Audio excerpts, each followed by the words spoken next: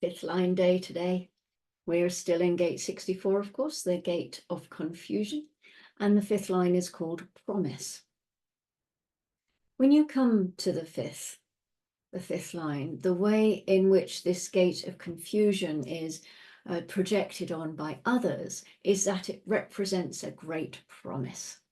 You know, when everybody comes into contact with this 64-5, what they're projecting onto them is that if the confusion exists and they are active in the confusion, I think my hair's about to fall down, at some point out of that is going to come realization. That's the promise of the fifth line. You know, they will come to an idea or some stimulation. These are gates that follow in the stream from the 64.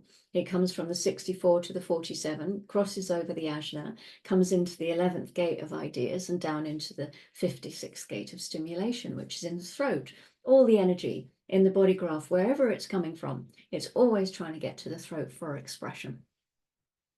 So in other words, what is being projected on these fifth lines is that they will somehow come out of the confusion. You know, they have the promise. They will be able to make sense of it somehow. They may, well, they probably won't. They may or they may not. In the exaltation, we have the values promised in any new order are demonstrated through harmonic interactions with others. This strengthens the justification for the struggle. Confusion over which values and relationships can bring harmony. You can tell this is a collective gate, can't you, with this talk about the other, harmonic interactions with others. Well, but here, just like in the fourth line, there's an awareness of the other side. You know, they are equipped for it. And this is why they can know that there is the potential for realization to come. Well, it knows that there is something at the other end of the channel. The fifth line has the deep recognition that there is a 47 over there and what it is all about. Well, it's not about whether the realization is going to happen. It is whether or not there is the right human being involved in that process, because this is collective. The 64-5 by itself knows that it is going to need the 47 and the 11 and the 56. Otherwise, they're never going to see how it's all going to turn out. Yeah, and that's its what's the word, practical solution, is that it comes back out. It wants to see the practical journey out into the 56. You know, and this line is about promise. The promise is that it can manifest in the end as stimulation from the throat in gate 56. You know, its reputation does kind of rely on it a little bit. The new order that is referenced in this exaltation is about the process from confusion to realization. The struggle is to bring realization into manifestation as stimulation. The struggle not only to make sense out of something, but once it has been made sense of, to come up with an idea which is then going to be stimulating to others. To get to that point that the confusion can finally be clearly discussed. Harmony only comes for the 64 when it hears the voice of the 56 ringing out, saying, I believe. This is the collective. They need others.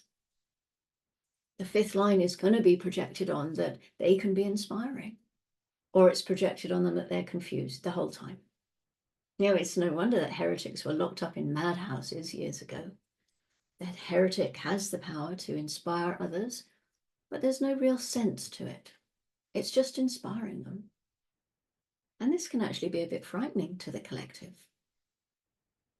Everything about this 64 is about people. The 64 and the 63, the mirror, the polarity, they're deeply involved with understanding the other because the other is so necessary. You know, the burden of inspiration, it must be passed on. The pressure must be released. And it has to be passed on to the right forces. In the detriment, we have a tendency in trying to justify the struggle by focusing exclusively on the failure of the old order that cannot demonstrate the quality of the new. Focusing on the past confusions about values, and relationships. The 64 can get stuck. If there is no one who can make sense as the other, then they stay there in their process, constantly going back to that place and having that place constantly reappear for them. You see this looping kind of quality in all of the head and ajna gates. These are people who have recurring dreams, and they keep on having that same dream over and over again for periods of time in their life. Or they have dreams where the same theme is repeated. They're always going into the same room, for example. Might be a different dream, but the same room pops up. This kind of thing can happen. This is very much the gate of the dreamer, gate 64. So what happens is the 64 gets stuck in the confusion because they're on their own. They don't have a pathway through the stream to the 56. So they never hear the result of the confusion. They never get to see it manifested or realized or expressed. Until it comes out, then they're just stuck in the old confusion. They've not been able to go beyond it. So again, it's about people. It's deeply people-oriented. This inspiration is for others. And through inspiring others, the nature of what one is inspiring can come out and be revealed. It's so collective. It's all about sharing and others. The 64th gate is the most powerful of the dreaming gates, actually.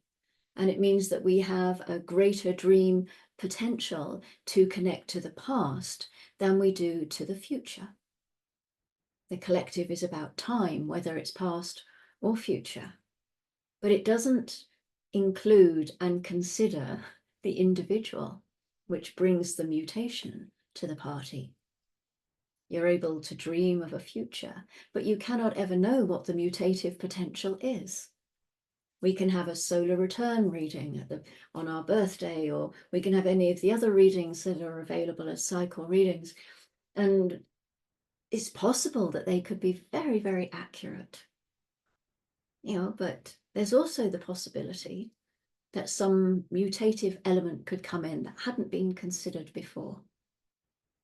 We've always got to have the or not in a way. That is that mutational, it's mutative pulse that comes in.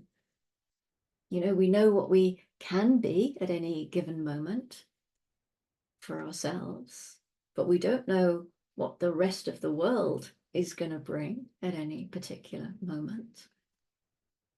The key for the 64-5, it's like with all fifth lines, it has to be able to provide a practical confusion, which sounds a bit confusing. This is a confusion that can be made sense out of practically, and that's really important. This is their gift. It's not to offer a practical solution in that sense, but to offer an inspiration that has a practical application. And again, only ever in times of crisis for a fifth line, only in times when it's necessary, when it's being called out of them. Otherwise, they're better off staying alone in their own space. And the fifth line in the 63, the grounding, is called affirmation. Perhaps it's an affirmation of the promise of the 64-5, but I'm not going to try and make sense of it. It feels really naughty somehow that I'm not doing that ground, not giving you a kind of possibility for the grounding. It feels like I don't feel like I'm playing hooky or something. But yeah, I'm very much embracing my 64-1 and saying it's not my job. Not my job. If you've got the 47, maybe you're making sense out of it. I hope you are. I hope you can, maybe do that. Hope. I shouldn't be hoping. Hoping's my transference. I'm a guilt person in my motivation. Anyway, that's a whole other rabbit hole. Let's have a look at the moon, shall we? The moon is, it's going into gate 28 at 10:22 this morning. So from where I'm recording this, it's in about half an hour, really, I think. Something like that. Time is it? Yeah, about an hour. This is preponderance of the great. This is the gate of the game player. It's a deeply individual gate with the potential to know what is and what is not worth fighting for, always guided by strategy and authority, of course, because you don't want to be giving your mind any authority over what has value for your life in terms of what you're fighting for. This gate can be stubborn, it can be deaf. It doesn't want to be influenced by others when it's playing its games, when it's gambling with life and death in order to feel alive. Then we move into gate 44. Another splenic gate, of course, coming to meet at 21:45. This is the gate of alertness, where the success of any interaction is based on the absence of preconditions. I mean, this is really a good one to have when we're in gate 64 in the sun, because we're having experiences without expectation. And here we're having interaction without preconditions. It's a very similar kind of theme. So this is a gate which is naturally aware of the skills of others, is able to instinctively select the right person for a job. This is a great gate for a head of human resources, the personnel manager. So is this something you may be able to bring a little bit of focus to during this transit? Perhaps you have a little bit of extra instinctual awareness around someone's perfect role, that kind of thing. This also carries a fear because it's a splenic gate and it's a fear of the past catching up with you. So maybe there might be something that comes up from your past that you might be like, oh, I thought I dealt with that, or oh, here that comes again. Just something to keep an eye on, really. And the final moon gate today is gate 1, and we actually transit into it at 9:06 tomorrow morning. So it's pretty much makes up tomorrow's transit, really, but I'll give you a heads up on it. It's a G center gate. It's the gate of self-expression, and it's meeting Uranus in gate 8. So it's bringing a channel. Gate 8 is the throat gate of contribution. The channel is called inspiration, design of a creative role model. And with this individual channel, there is the potential of being bold in your expression, of being a creative genius. We can perhaps experience some kind of a unique creativity that we don't usually have a connection to.